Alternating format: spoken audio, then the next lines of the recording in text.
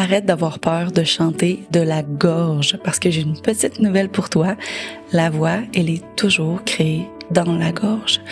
Souvent, ce que les professeurs veulent dire lorsqu'ils disent « Ah, attention, on chante pas de la gorge », ce qu'ils veulent dire, c'est ne contracte pas inutilement tes faux plis vocaux. Et on va apprendre à les sentir aujourd'hui. Puis je vais aussi t'apprendre une contraction qui est tout à fait saine et qui est tout à fait naturelle qu'on fait dans notre gorge et qu'il ne faut pas avoir peur de faire parce que si on a peur, on s'évite les chances d'avoir du volume dans la voix. Alors c'est parti! Comme tu peux voir sur l'image ici, les faux plis vocaux sont situés juste au-dessus des vrais plis vocaux. Et ils ressemblent un petit peu à des petites luettes, sauf que c'est des muscles. Et ils servent à nous protéger. Donc, à chaque fois qu'on est stressé, à chaque fois qu'on contracte trop fort les abdominaux et ou à chaque fois qu'on remplit trop d'air nos poumons, pour pouvoir nous protéger, le corps envoie le signal « Oh oh, danger, on va se noyer, on est en situation de stress, il faut qu'on protège notre voix, il faut qu'on protège notre conduit d'air, donc on va se contracter. » Et c'est là que tu as finalement cette contraction dans la gorge qui est super désagréable. Et pour le sentir, tu as juste à contracter fort tes abdominaux. Sens-tu la petite contraction horizontale qui vient de se produire dans ta gorge? C'est cette sensation-là qu'on ne veut pas lorsqu'on chante. Par contre, petit bémol, c'est cette sensation-là qu'on veut lorsqu'on fait pas fort de la distorsion. Mais ça, on en reparlera une autre fois parce qu'on n'est pas là pour ça. On est là pour libérer la gorge. Donc, quand tu remplis trop d'air tes poumons aussi, exemple, sens-tu trop plein de pression d'air aussi? Et là, l'air va vouloir sortir plus vite. Et en plus, tu vas sentir encore une fois cette contraction-là des faux plis vocaux. Donc, pour chanter librement, la solution n'est pas nécessairement d'ouvrir la gorge et de baisser le larynx comme si on voulait bâiller. Parce que si tu fais ça, tu vas remarquer que ça change énormément ton timbre vocal.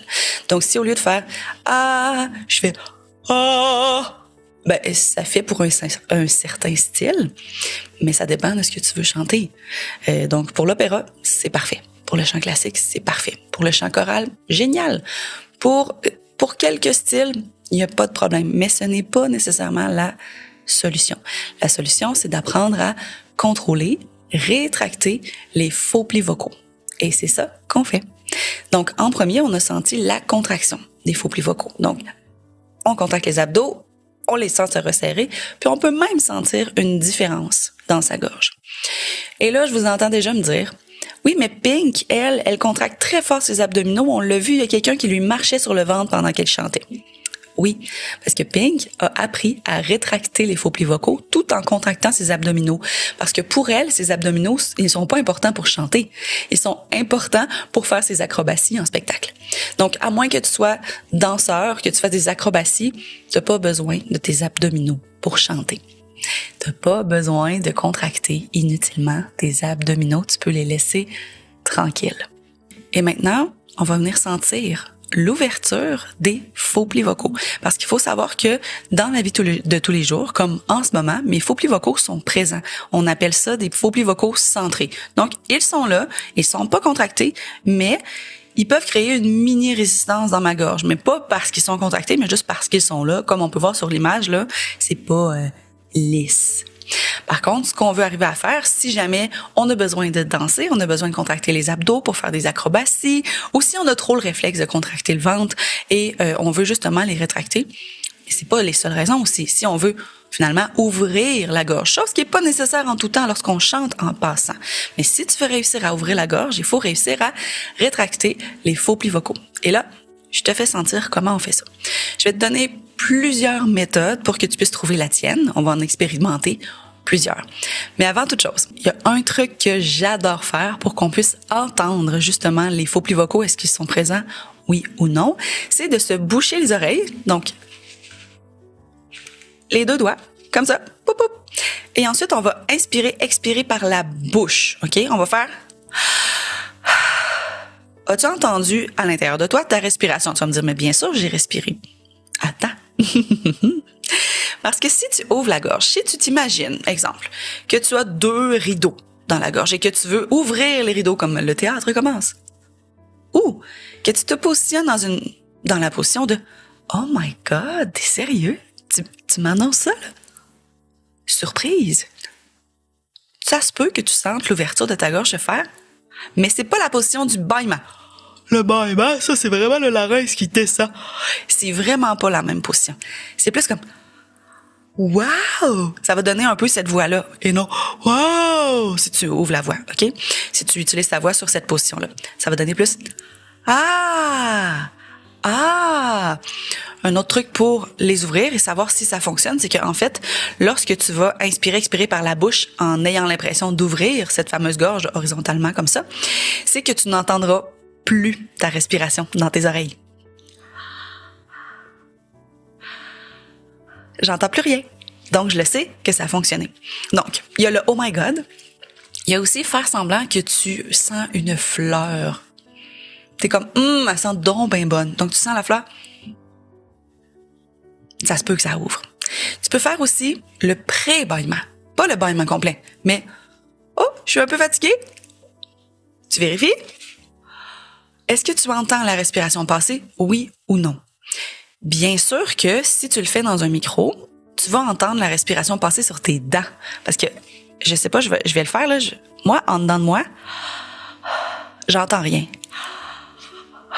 Mais on entend dans le micro. Quand je redébouche mes oreilles, j'entends que dans le micro, on m'a entendu respirer. Par contre, c'est pas parce que ça n'a pas fonctionné, c'est parce que mes dents créent de la résistance. Donc, c'est ça le bruit que tu entends. L'ouverture de tes faux plis vocaux, c'est à pratiquer. Et ça, tu peux faire ça tous les jours. Tu te dis, OK, parfait, je vais vérifier. Est-ce qu'ils sont contractés ou rétractés? Tu fais le test, tu fais ta position de Oh my God, si t'entends rien.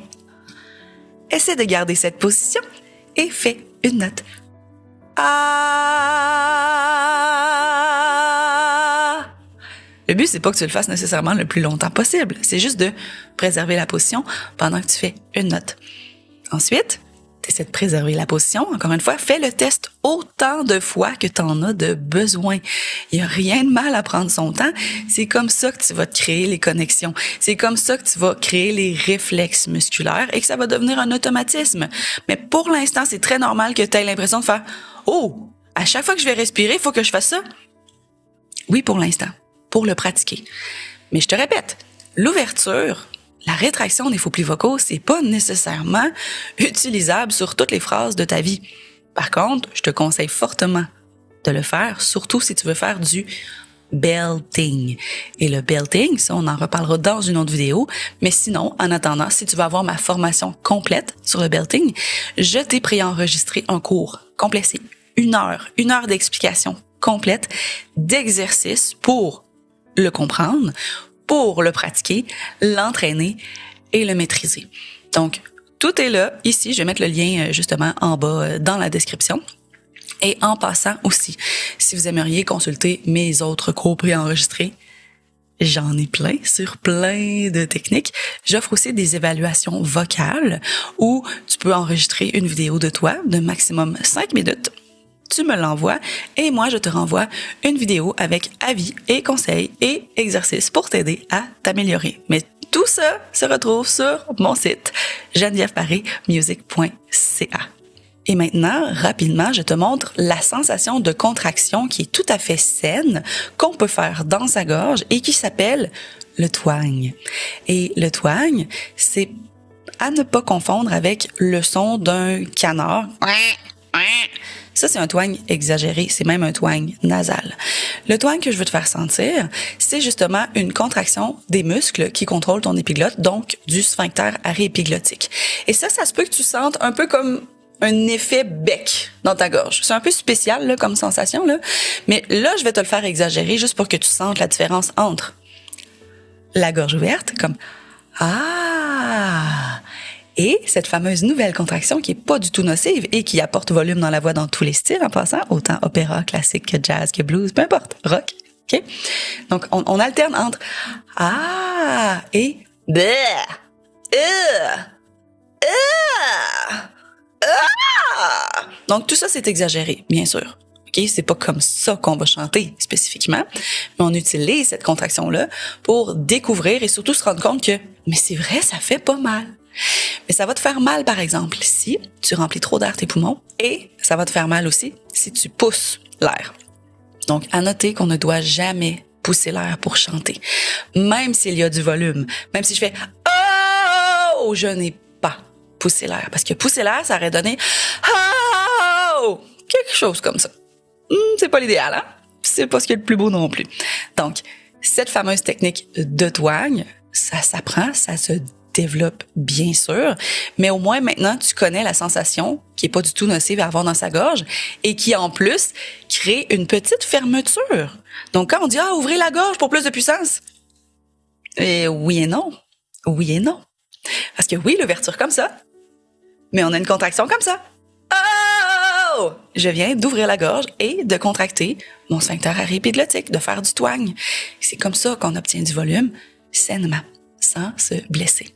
Je te rappelle que si, lorsque tu chantes, ça te fait tousser, ça chatouille, ça gratouille, ce n'est pas bon signe. Vaut mieux prendre une pause. Et je conseille à tout le monde de s'exercer avec une paille dans l'eau. La paille dans l'eau, ça a été prouvé, ça a été en fait développé par des phoniatres. C'est maintenant utilisé en thérapie vocale par les orthophonistes, phoniatres et ORL aussi également, donc tous les spécialistes de la voix. Et il suffit faut pas pousser l'air dans la paille, mais il faut utiliser la pression d'air comme on le ferait pour dire par exemple « ouh ». Donc « ouh ». Ensuite, le même « ouh » mais juste dans la paille. Ouh. Puis, on incorpore graduellement la paille dans l'eau.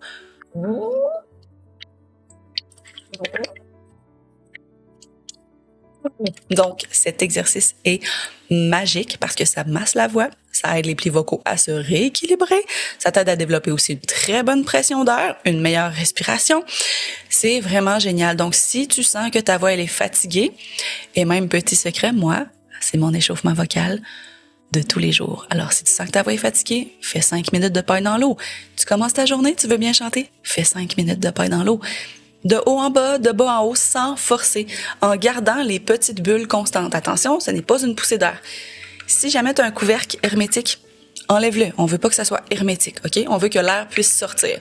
Donc, soit tu enlèves le couvercle, ou soit que tu enlèves le petit anneau de silicone si jamais il y en a un. Moi, j'en ai pas, tout va bien. Mais attention, ce n'est pas ceci. Ça, c'est non. C'est non, non, non. Mais si tu fais...